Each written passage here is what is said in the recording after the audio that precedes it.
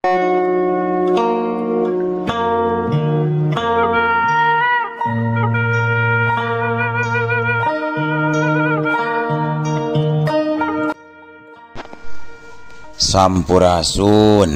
Wadia Balad ATE official di mana wae ayana. Alhamdulillah wa syukru ala ni'amillah. Kalayan diwuwuh ku Qobul anu maha agung, dibarengan ku pangijabah anu maha kawasa, diiring ku kadeudeuh ka Nyaah Gusti anu maha suci. Urang ayeuna dugi kadangat ayeuna masih keneh tiasa ditepang dangukeun deui dina acara anu matuh kamemet urang sadayana. Nyatana dina pagelaran dongeng Sunda jejer carita Iblis Jatuk Rawarontek jilid kadua bagian anu ka 21 atanapi anu salikur. Ieu dongeng mangrupikeun buah karyana Cece Lasmi Indri ti Palihan Bandung. Kangge Cece Lasmi ngahaturkeun rewunuhun laksaketik kabingahan, rehna parantos ngintunkeun naskah sekaligus ngawidian mamang kangge medar ieu dongeng dina channel ATE official ieu. Atuh sumangga kanu teu acan subscribe kantun subscribe heula, ngarah langkung pogot sareng langkung sumangat deui ka si mamangna dina enggoning medar ieu dongengna. Nging hilap di like di komennya nu saseueur-seueurna. Lainna naon, mamang masok bingah kitunya upami maosan komentar-komentar ti para wargi sadayana teh. Kalintang bingahna deui upami mah link video mamang ieu dipangaserkeun atanapi dipangbagikeun. Atuh ngarateu nyangkolong tingkana waktos sumangga ayeuna mah urang lajengkeun deui dongeng Iblis Jatuk Rawarontek jilid kadua bagian anu ka salikurna. Kumaha salajengna sor cekopina betot simutna pagan heula tali kolorna bisi morosot merezel morozol uzel-uzelan di tengah jalan. Tumpak dung tumpak dung tumpak tumpak dung dung dung dung dung dung dung dung.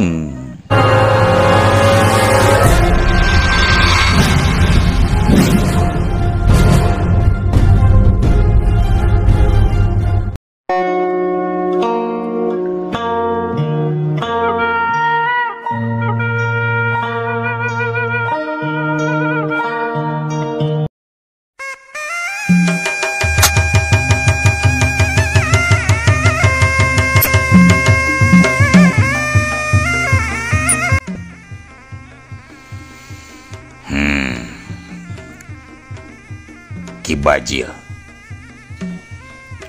kula datang ka dieu lain rek nguruskeun hal anu lain-lain.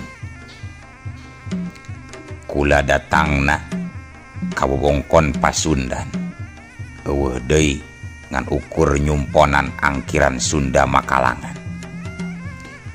Kula datang ka dieu karna si Andewi muridna si Laraspati.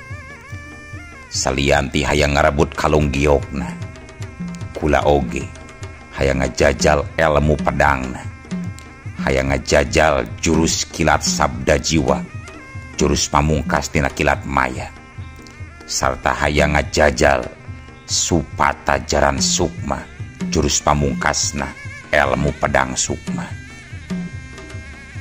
Ceuk rubaya mahna giling datangna ka Panjalu jelas pikeun nohonan angkiran acara gempungan Sunda Makalangan, lain rek ilubiung kana urusan rerehan Siliwangi.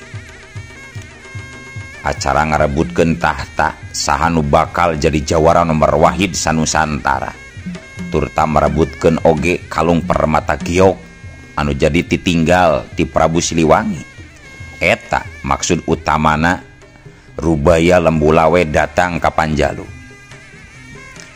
Pikeun dirina taya alasan pikeun nguruskeun perkara sejen, teu hayang micenan tanaga micenan waktu teu puguh. Ongkoh pikeun ongkoh ngarurugi sorangan lamun teh mah ngadon sibuk nguruskeun hal sejen, nu akhirna maksud utama jadi kabolai. Soal Sunda Makalangan memang eta maksud utama rubaya. Sarerea pangna datang ka dieu teh pan ku ayana acara eta. Tapi yang hareupan kayan genting model kieu hampir kabeh pada kahudang rasa bumelana kompak pada mantuan karepet rerehan Siliwangi rubaya. Nah anjeun moal malire kana kayan ieu rubaya. Cek Ki Bajil baturna nganahakeun. Rubaya Lembulawe teu nembalan, teutepanana dialihkeun kana leungeun katuhuna, merhatikeun ngagalengna urat nadi, di mana dina urat nadi eta pedang cisang disimpen, hiji pedang kabuyutan anu ngandung kasaktian Kastadewa. Jenisna lain pedang wajah, lain pedang prana, lain pedang angin, lain pedang seuneu atawa nu sejena. Tapi pedang jisang mangrupakeun sejenis pedang arwah anu ngan ukur aya hiji-hijina di alam dunia, hasil olah tatapa 7 para resi di zaman baheula, di zaman samemeh ngadegna Karajaan Galuh. 7 kekuatan para resi digabung dihijikeun sarta ditempa jadi hiji pedang linuhung. Salian ngalebur kekuatan, para resi oge ngaleburkeun jiwana. Jadi satutasna kitu, raga para resi jadi kosong taya roh. Cek istilah zaman kiwari mah moksa diri kasebutna. Ngan soal moksa masih jadi perdebatan nepi ka zaman kiwari. Aya nu percaya, aya nu henteu. Eta mah kumaha prinsip pribadina masing-masing. Anu pernah ngawasa pedang jisang geus turun 3 generasi atawa 3 turunan. Ngan anu dikanyahokeun pedang jisang kungsi diagem ku si dewa pedang Jalakumpai samemeh turun ka muridna nyatana Rubaya Lembulawe. Ayeuna balik deui kana carita. Rubaya Lembulawe masih merhatikeun galengan urat nadina. Bibirna masih nutup can waka nyuara. Rubaya katempona jalma nu keur dihuruk, nu keur di riung di alun-alun teh lain jawara biasa Rubaya. Tebaran hawa pangabaranana karasa aneh tur kuat, jeung kuat karasana ka kurang. Padahal ti dieu kalun-alun teh cukup nenggang, tapi daya serangna meh karasa kurang 2 adi di Rubaya. Cek Ki Bajil baturna. Kula oge nyaho Bajil. Kula oge ngarasakeun hawa pangabaran jalma anu keur pada ngarepak, anu keur pada dikeprak di alun-alun. Eta jalma mibanda kekuatan hebat. Sabenerna mah kula oge ngageremet panasaran hayang nenjo ka alun-alun. Tapi nalika geus dipikir deui bakal mubajir, kula leuwih mentingkeun tujuan utama tinimbang ngorbankeun tanaga jeung waktu teu pupuguh.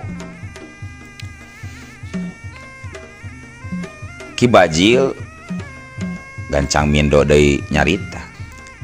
Ieu Rubaya, acara Sunda Makalangan moal jalan lamun reng-rengan gempungan keur karepet ku bancang pakeuh model kieu Rubaya. Cek Ki Bajil ngajelaskeun, Sunda Makalangan moal lancar lamun reng-rengan pangurus gempungan keur meunang musibah model kitu. Soal eta keun wae. Soal karepet rerehan Siliwangi, urang teu kudu lubiung jeung paduli. Sabab eta lain urusan urang, keun eta mah urusan maranehna.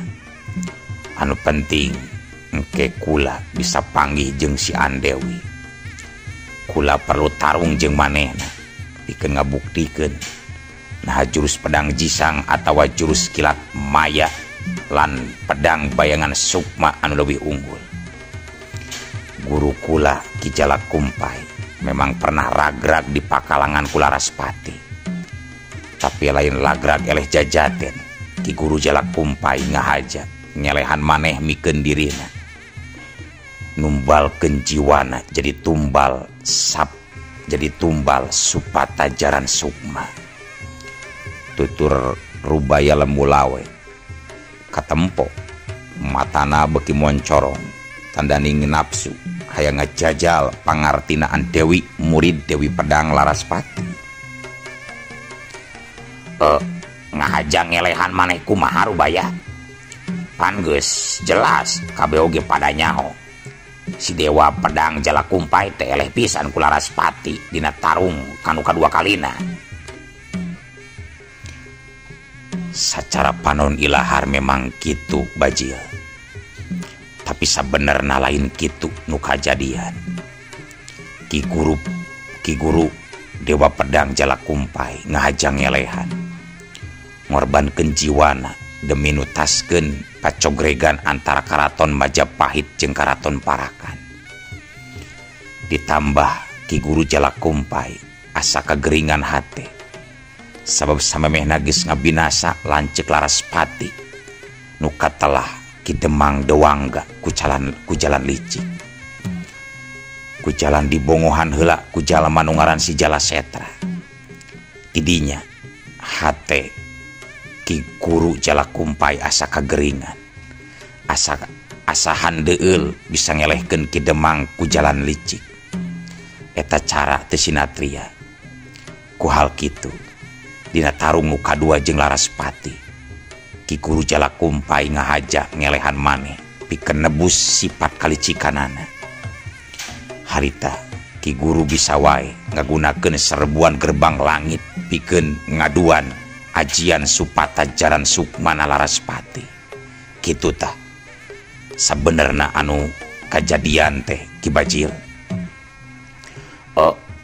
Ning bisa kitu kajadianana rubaya? Nya kitu pisan Bajil. Matak sabenerna antara jurus pedang jisang jeung jurus pedang bayangan sukma can bener-bener diadu sacara tutumpuran. Jadi dina waktu ayeuna kasempatan kula pikeun ngabuktikeunana mana anu leuwih unggul, nah jurus pedang jisang anu kaagem ku kaula atawa jurus pedang bayangan sukma anu geus diturunkeun ka si Andewi. Pungkas rubaya lembulawe tetepanana diarahkeun deui ka alun-alun anu katempona masih ragot tarung. Sedengkeun di alun-alun kayaan pakalangan bisa kaciri mana nu unggul. 50 jawara malundur kajerih wawanen sawareh ngajaloprak alolab getih geus pada taratu.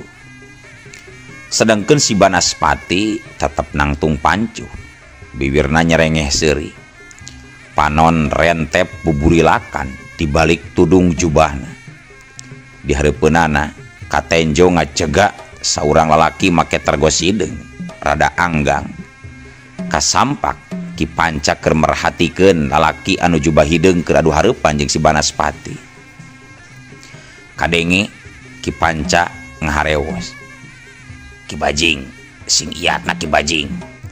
Eta mangkluk lain jalma samanea Ki Bajing." Gero Ki Panca kanu make tergos hideung nu tayalian langlang jagat Bajing Sudraji anu masih kene nyamul. Bajing Sudraji teu nembal tibang unggek ka Ki Panca. Red ngareret nyang hareup ka si Banaspati ku sikap teuneng ludeung tenang tur waspada. Teu wani gagabah teu nganggap enteng. Sakadet nyaksian kumaha kaburak-barikna 50 urang jawara tadi tanda jalma anu keur disanghareupan kiwari mibanda kadigjayaan anu manggulang-mangguling. Kitu cek pikirna Bajing Sudraji. Sabalikna si Banaspati masih ngaguratkeun seuri iblis Rajapatina sesa umangkeuh geus ngaruntageun 50 urang jawara. ngan nalika diadu tetep jeung mata Bajing Sudraji anu kahalangan ku kuplukna Bajing Sudraji kakarakwe nyerengehna si Banaspati pupus kaganti ku paroman ngabeusi panon beureumna ngaburilak mencerong seukeut ka Bajing Sudraji. Indra mata iblisna bisa nangkep dina sakujur awak Bajing Sudraji ngulibeng aura cakra kuat nyongkapkeun hawa pangabaran ti saurang jawara tanpa tanding. Aya rasa penasaran dina hatena si Banaspati, matana ngerenyit bangun hayang nembus kana tergos sideung anu dipake ku Bajing Sudraji. Jadi Andika anu geus nyieun Rajapati nebar ancaman karehan Siliwangi. Cek Bajing Sudraji bari maju salengkah siap medarkeun tarung. Nasia rek saruana rek pipilueun kana urusan dewek. Dewek nyaho sia lain sekeselerna si Siliwangi. Jadi leuwih hade Andika nyingka ti hareupeun dewek deuleu manusia. Sentak Banaspati. Sanajan kitu manehna oge sadar jalma anu kiwari aya di hareupeunana mibanda kakuatan anu can kaukur geus bisa nimbang moal gampang kitu wae bisa meruhkeunana. Mata kiwari kurinangtung hareupeun Andika oge. Justru kaula rek ulu biung kana ieu urusan. Ngahaja datang bubuhan hayang urusan jeung Andika. Lain masalah rehan Siliwangi, tapi kaula moal ngantep lamun aya jalma anu tindakana samena-mena ngaguna sika ngabinasa jalma anu teu dosa. Walon Bajing Sudraji beuki ngalengkah maju. Tapi nalika Bajing Sudraji geus rek deukeut ka hareupeun si Banaspati, ngong kadenge aya sorang ngagero di satukangeunana. "Beli, mundur beli. Eta mangkluk lain jalma samanea. Eta jalma lain tandingan anjeun. Eta jalma moal bisa diperuhkeun ku ilmu biasa. Mundur beli. Keun ku kaula nyang hareupanana eta mangkluk madele beli, mundur beli." Atuh gentak red Bajing Sudraji ngareret ka tukang. Bre, kasampak didinya geus aya saurang jawara awewe anu rada umuran. Dibaturan ku dua urang jawara narangtung disandingeunana.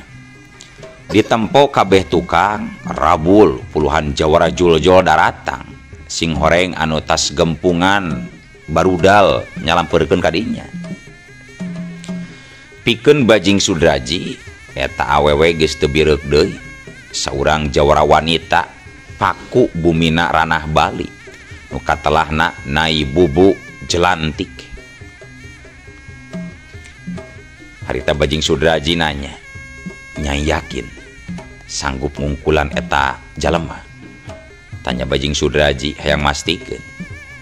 Sanajan nyaho segi kakuatan Nyai Bubu Jelantik teu diragukeun deui.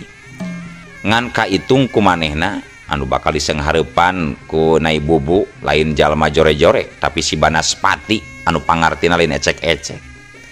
Leuwih ti kitu segi kakuatanna kaukur sabanding jeung kilanang karang eta si Banaspati teh.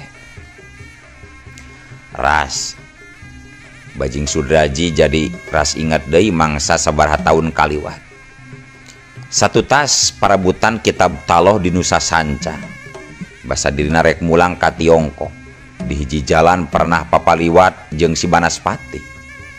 Tidinya oge geus kajudi lamun si Banaspati bakal jadi ancaman pakewuh keur ka hareupna. Ditimbang deui nilik pangandiwasa Nyai Bubu Jelantik oge bisa diandalkeun. Sawewongkon Bali moal aya nu teu bireuk kangarana Nyai Bubu Jelantik. Salianti ngagem kajayaan linuhung, Nyai Bubu Jelantik ngagem ilmu-ilmu jurig. Jadi jadi pawangna alam dedemit katut lelemut. Nyabli, anjeun mending mundur heula. Ieu mangklukkeun bagian kaula. Kaula anu kiwari nyang hareupan. Sabab manehna lain jalma biasa. Teu sangka di tatar Pasundan aya oge makhluk saperti kieu kakuatanna jiga iblis. Cek Nyai Bubu netep seukeut ka si Banaspati. Bajing Sudraji masih ham-ham. Satadina hayang manehna anu langsung turun tempur jeung si Banaspati. Ari geus kitu kumaha deui? Ret Bajing Sudraji ngareret kaki panca. Ku isyarat meta tinimbangan. Ku isyarat oge Ki Panca nyarankeun Bajing Sudraji sangkan mundur saheulaanan. Mereka sempetan pikeun Nyai Bubu jelantik pikeun adu hareupan jeung si Banaspati. Akhirna Bajing Sudraji surti gancang mehna mundur sabaraha lengkah merelahan jeung ruang pikeun tarung. Hati-hati Nyai, cek Bajing Sudraji. Tenang Bli, keun ku kaula di sang hareupan. Yang harupan makhluk aneh seperti kieu ku dilawan deui ku jurus aneh.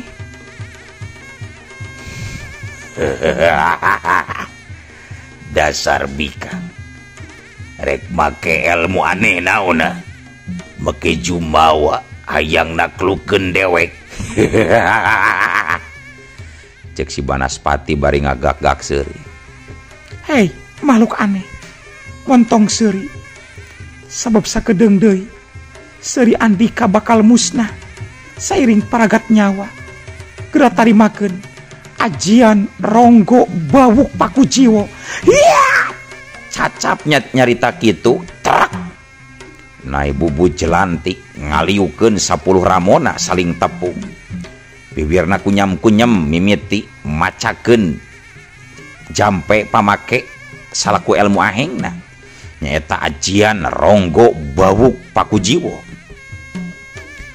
Sairing papatan mantra ajian, tempat sabudeureun seeutik-seeutik narima parobahan anu hebat. Sulur-sulur kakuatan mantra ngalir ke sagala arah anu ngakibatkeun hawa di sakuling bungking etap tempat karasa beda. Kaangse bau menyan dupa serta seeutik segak ku bau kekembangan. Wer seo seo seor angin ngadadak nyeot tuluy mui nguli bengan tempat bakal tarungna Nyai Bubu jelantik jeung Banaspati. Sakuliling tempat cindekna geus dikunci pikeun ngabenteng sangkan si Banaspati teu bisa kabur. Mantra masih terus dipapatkeun ku Nyai Bubu. Beuki lila sakuliling bungking eta tempat beuki kental ku hawa juri. Hawa keung matak maruringkak bulu punduk. Sakabeh jawaran waraya didinya pating birigidi kukurayeun. Kabeneran Raden Suryadinata oge geus aya didinya tadi ngabring jeung para jawara. Iwal Bajing Sudraji bungkul anu teu kapangaruhan, teu kuat kieu ku kaayaan, tetep tenang merhatikeun kanu keur lumangsung. Bari taki-taki siap turun di mana Nyai Bubu jelantik eleh jajaten. Nya kitu deui si Banaspati can mere reaksi nanaon. Masih ngadago jenis serangan naon anu bakal dikaluarkeun ku lawanna. Sapat papatan mantra ajianana samar-samar serebung. Harita nyerebung gulungan haseup bodas hareupeun Nyai Bubu. Haseup lalaunan ngabentuk ngawujud terus ngajanggelek jadi hiji makhluk pikasieun. Awakna julug-jug jangkung, buukna cawigwig, panona beureum bolotot. Letahna ngelel panjang meh antel kana taneuh. Kuku-kuku leungeunna ranggoas paranjang. Dina sirahna ngalingker iket akar-akaran. Puguh we nempo jirim parupaan model kitu meh hampir kabeh pada malundur garing giapeun kasima tur sewak keur maswak ku parupaan katambah eta makhluk teh nebarkeun hawa pangabaran iblis anu kuat. Bagea Kironggo Bawu, bagea. Cek Nyai Bubu jelantik bari manggut hormat kanu anyar datang nyatana Kibau Kironggo Bawu.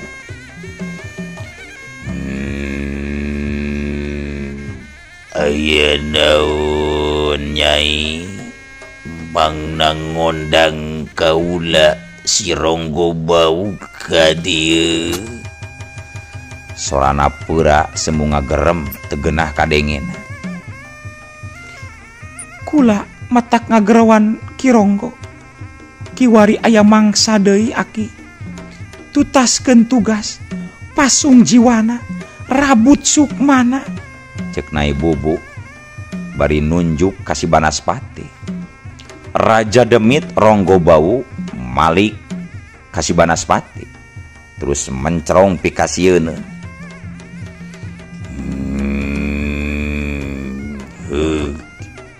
Parentah Nyai ku kaula dilaksanakeun pikeun ngarabut sukma eta mangkluk.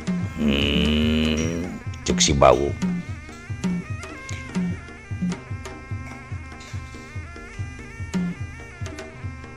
Katempona lawan kula ayeuna kawilang kuat Ki Bawu. Beda jeung anu enggeus-enggeus. Sabisa-bisa ketrukeun sakabeh kakuatan Kironggo Bawu. Kula bakal ngabantu, ngadorong sangkan Kironggo Bawu bisa nyurup kana waruga badagna eta mangkluk. Siap Nyai. Sapuk Kironggo Bawu. Bet sup wush. Nyai Bubu jelantik gentak ngawangun tapak silang hareupeun dada siap ngadorong nyurupkeun Kironggo Bawu kana warugana si Banaspati.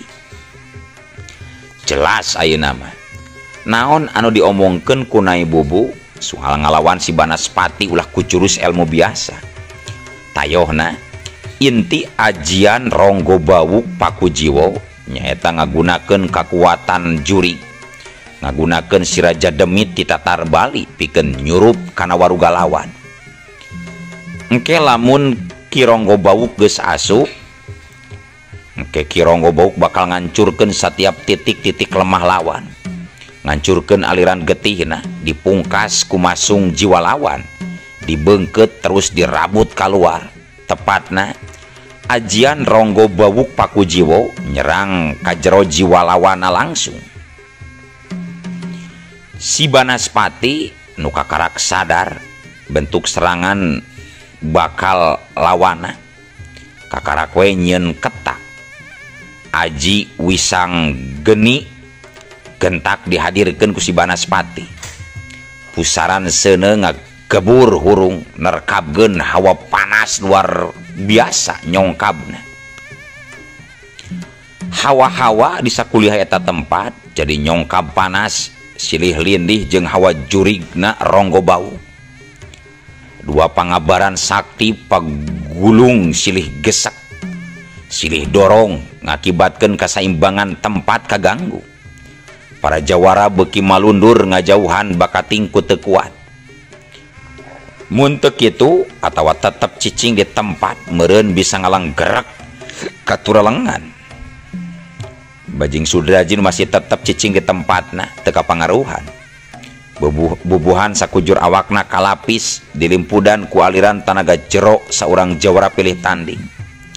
Hawa panas Wisang Geni jeung pangabaran Ronggo Bawu di jarak sakitu deuketna teu karasaeun ku Bajing Sudrajin. Sedangkeun di kancah tarung si Banaspati mimiti ngabentangkeun sapasang leungeunna ka sisi. Sat seuneu Wisang Geni luak liuk gegeburan ngabentuk si moal tameng.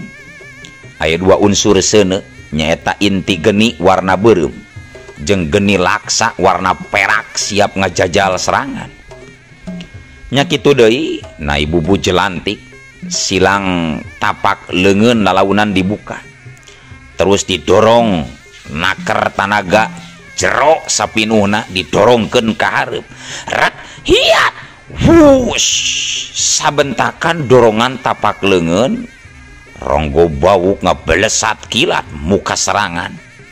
Nu jadi titik serang rek langsung nyurup ngaruksak kana waruga lawan ti jero. Celakur. Orokaya laju serangan tekebat. Di tengah jalan oge Ronggo Bawuk langsung katahan. Inti geni jeung Laksa Perak muih ngabendung serangan si Ronggo Bawuk. Terus mere dorongan balik. Selewih tikit tuh Malik ngarera panas. Atuh si Ronggo Bawuk ngagaur ngarasakeun panas anu luar biasa kacida.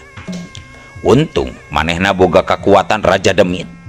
Mun teu kitu pasti awakna bakal luluh lebur sarita kene kaduruk ku inti geni jeung ku Laksa Perak. Sadar kana kayaan Nai Bubu jelantik beuki ngalipet gandakeun tanaga dorongan. Leungeunna suat siat di barung rapalan mantra. Terus maju Ki Ronggo, maju terus Ki Ronggo. Ketrukeun kekuatan sapinuhna Ki Ronggo. Hup, hiat. Gerona Nyi jelantik ka Ki Ronggo Bawuk. Atuh Ki Ronggo Bawuk gentak naker tanaga maju deui pikeun nembus tameng wisang genina si Banaspati. Akhirna silih dorong dua kekuatan sakti mandraguna teu bisa dipondah deui. Ngakibatkeun kayaan di eta tempat teu kakadali. Hawasa kuliah bungking jadi kacau teu puguh. Para jawara buriak nyalindungkeun diri masing-masing neangan tempat anu aman. Anu ngadu kekuatan masih lumangsung. Kesang badag kesang leutik mimiting ngarag gajag maseuhan sakujur awak Nai Bubu. Nandakeun dirina bener-bener naker tanaga jeung pangartina. Sabalikna si Banaspati oge mimiti kadorong mundur sabaraha jengkal ka tukang. Sukuna nu pancegna taneuh merepet bari ngebul haseup. Sababaraha heuleut ka hareup kayaan masih katenjo saimbang. Ronggo Bawuk masih terus ngarangsek maju. Tameng Wisageni masih tohaga pikeun nahan musuh. Ngan di titik puncak tanaga pameakan, Nai Bubu jelantik ngaliukeun dua leungeun ka sisi, langsung dibentakeun bareng ka hareup, lep liuk wus duar. Tameng Wisageni sapada harita hancur peurai. Si Ronggo Bawuk jirimna ngiles ngabelesat mumbul asup. Nandakeun hasil nembus asup tur ngaraksuk kana waruga si Banaspati. Si Banaspati anu keur jumarigjeg kadorong mundur ku tanaga Nai Bubu langsung ngarasakeun pangaruh kuat dina jero dirina. Sakujur awakna timiti suku mapai kana awak, leungeun terus mapai kana sirah, jol kaku hese diusikeun jeug-jereug jiga patung. Brek. Nalika si Banaspati hasil kaasupan ku si Ronggo Bawuk, Nai Bubu ngadeprek diuk sila di handap bangun lungse. Kesang dina tarang disusut. Dada ngahegak turun naik ngatur napas micen eungap. Can waka bisa kukumaha. Can waka hayang merhatikeun kayaan si Banaspati. Anu penting ngalarekeun heula kacape, mulihkeun diri, malikeun deui kasaimbangan sarta ngumpulkeun pangacian. Beda jeung si Banaspati, kayaanana cukup ripuh. Sakujur awak kaku sagemblengna. Pori-pori kulit rembes ngaluarkeun getih hideung. Nandakeun bagian jero awak si Banaspati narima karuksakan parah. Organ jero seperti jantung, bayah jeung nu sejena angot diruksak ku Ronggo Bawuk. Ngancurkeun buluh-buluh syaraf, ngancurkeun titik-titik pusat tanaga jero, ngancurkeun pusat salapan indra. Puncakna Ki Ronggo Bawuk nancebkeun paku jiwa, masung jiwana si Banaspati anu satuluyna pikeun dirabut kaluar. Tapi tina kayaan kitu na atuh ari ujug-ujug eueuh waktosna Kabujeng Seep Wadia Balad ATE official keun atunya ieu dongeng teh urang cekapkeun heula we dugi ka dieu. Insyaallah enjing pageto baris dilajengkeun deui. Atuh ku kitu ku kieuna mamang sajamit mungkur amit mundur ti payuneun para wargi sadayana. Hayu ah. Assalamualaikum warahmatullahi wabarakatuh.